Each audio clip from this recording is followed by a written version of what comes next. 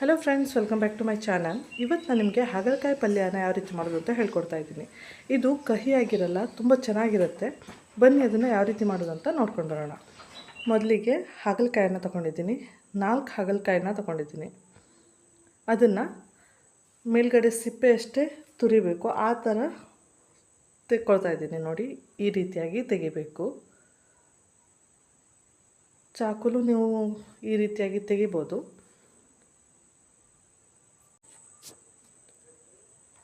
ನೋಡಿ, ಈ ರೀತಿಯಾಗಿ ತೆಗಿಬೇಕು. ನೋಡಿ, ಈ ರೀತಿಯಾಗಿರೋ ಹಾಗಲಕಾಯಿನ ಮೇಲ್ಗಡೆ ಸಿಪ್ಪೆ ತೆಗೆದ್ಮೇಲೆ ಈ ರೀತಿ ಆಗುತ್ತೆ. ಇದೇ ರೀತಿ 4 ಹಾಗಲಕಾಯನ್ನು ಮಾಡ್ಕೊಂಡಿದ್ದೀನಿ.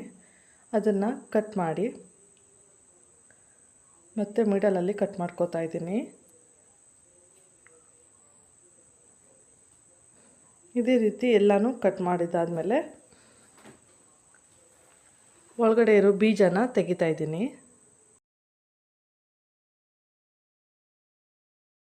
ಒಳಗಡೆ ಬೀಜನ ತೆಗೆದು ಈ ರೀತಿಯಾಗಿ ಮಾಡಿಟ್ಕೊಳ್ಬೇಕು. ನೋಡಿ, ಒಂದು ಬೀಜ ಇಟ್ಕೊಂಡಿಲ್ಲ. ಈಗ ಇದನ್ನು ಚಿಕ್ಕ ಚಿಕ್ಕದಾಗಿ ಕಟ್ ಮಾಡ್ಕೊಳ್ಬೇಕು. ನೋಡಿ ಯಾವ ರೀತಿ ಅಂತ ತೋರಿಸ್ತಾ ಇದ್ದೀನಿ.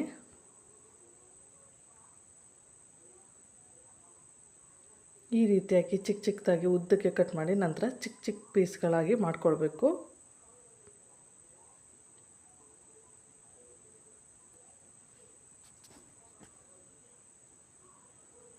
ಇದೇ ರೀತಿ ಎಲ್ಲನೂ ಕಟ್ ಮಾಡಿಟ್ಕೊಂಡಿದ್ದೀನಿ. ನೋಡಿ, ಈ ರೀತಿಯಾಗಿ ಚಿಕ್ಕ ಚಿಕ್ಕದಾಗಿ ಕಟ್ ಮಾಡ್ಕೊಳ್ಬೇಕು.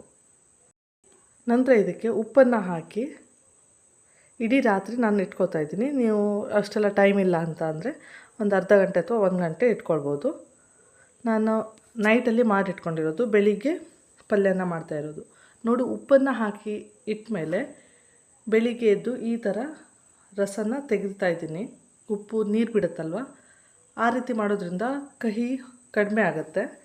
ಈ ರೀತಿಯಾಗಿ ರಸನ ಹಿಂಡಿ ತೆಗೆದು ನಂತರ ಇದನ್ನು ಬೇರೆ ಮಾಡಿ ಮತ್ತೆ ಅದನ್ನು 1-2 ಸಲ ತೊಳ್ಕೊಳ್ಬೇಕು ನೀರಲ್ಲಿ ತೊಳೆದಾದ್ಮೇಲೆ ಅದು ಕೂಡ ಹಿಂಡಿ ಸೈಡಲ್ಲಿ ತೆಗೆದಿಟ್ಕೊಳ್ಬೇಕು. ನೋಡಿ, ಸೈಡಲ್ಲಿ ತೆಗೆದಿಟ್ಕೊಂಡಿದ್ದೀನಿ. ನಂತರ ಹುಣಸೆಹಣ್ಣಿನ ರಸನ ತೊಗೊಂಡಿದ್ದೀನಿ. ನಂತರ ಬೆಲ್ಲ, ಟೊಮೆಟೊ, ಈರುಳ್ಳಿನ ಕಟ್ ಮಾಡಿ ಇಟ್ಕೊಂಡಿದ್ದೀನಿ. ಇದು ತೊಳೆದು ಸೈಡಲ್ಲಿ ಇಟ್ಕೊಂಡಿದ್ದೀನಿ ಹಾಗಲಕಾಯಿ ಪೀಸನ್ನು. ನಂತರ ಒಂದು ಪಾತ್ರೆನ ಗ್ಯಾಸ್ ಮೇಲೆ ಇಟ್ಟು ಗ್ಯಾಸನ್ನು ಆನ್ ಮಾಡಿದ ಮೇಲೆ ಒಂದು 2-3 ಸ್ಪೂನ್ ಆಗೋಷ್ಟು ಎಣ್ಣೆನ ಹಾಕಿ, ಎಣ್ಣೆ ಕಾದ್ಮೇಲೆ ಸಾಸಿವೆನ ಹಾಕೋತಾ ಇದ್ದೀನಿ. ಸಾಸಿವೆ ಚಟ್ಪಟ ಆದಮೇಲೆ ಕರಿಬೇವಿನ ಎಲೆನ ಹಾಕೋತಾ ಇದ್ದೀನಿ. ನಂತರ ಈರುಳ್ಳಿನ ಹಾಕೋತಾ ಇದ್ದೀನಿ. ಈಗ ಇದನ್ನು ಫ್ರೈ ಮಾಡಬೇಕು. ಈರುಳ್ಳಿ ಸ್ವಲ್ಪ ಕಲರ್ ಚೇಂಜ್ ಆದಮೇಲೆ ಟೊಮೆಟೊನ ಹಾಕೋತಾ ಇದ್ದೀನಿ. ಈಗ ಇವೆರಡನ್ನು ಚೆನ್ನಾಗಿ ಫ್ರೈ ಮಾಡಬೇಕು.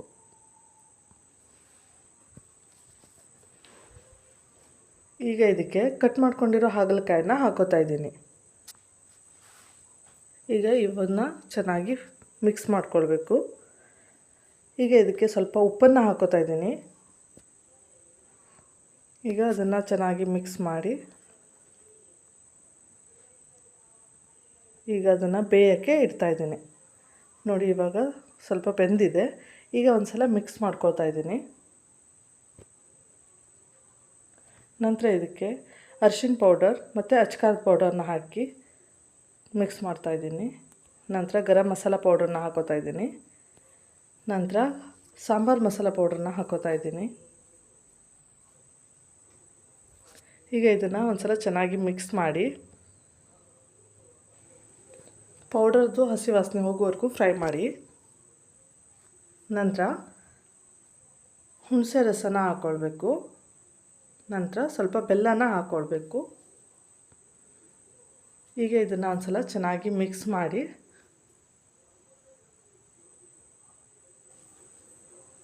ಲಿಡ್ಡನ್ನು ಕ್ಲೋಸ್ ಮಾಡ್ಕೋತಾ ಇದ್ದೀನಿ, ಸ್ವಲ್ಪ ಹೊತ್ತು ಬೇಯಲಿ ಅಂತ.